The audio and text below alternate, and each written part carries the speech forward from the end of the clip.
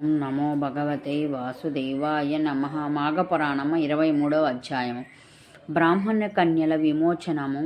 కొంతకాలం కిందట మగధ రాజ్యంలో పురోహిత వృత్తిచే జీవించుచున్న నలుగురు బ్రాహ్మణులుండిరి.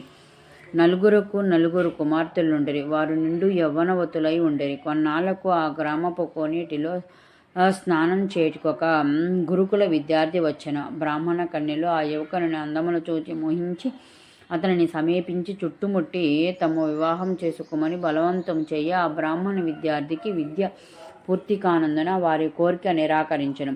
అంత నా కన్యలు కోపంతో నీవు పిచాచివి కమ్మని శపించగా ఆ విద్యార్థియు మీరు కూడా పిచాచులగుదురుగాక అని ప్రతిశాపమిచ్చుటచే వారంతా పిచాచు రూపములతో ఆ కొలను వద్దనే ఉండి అందరిని బాధించి ఆహారము దొరికితే పెనుగులాడుకొనుచుండరి.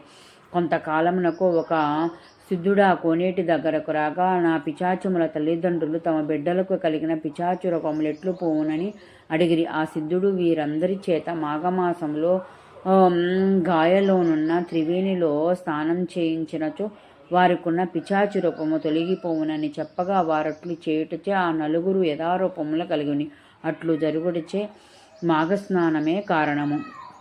ఓం నమో భగవతే వాసుదేవాయ నమః.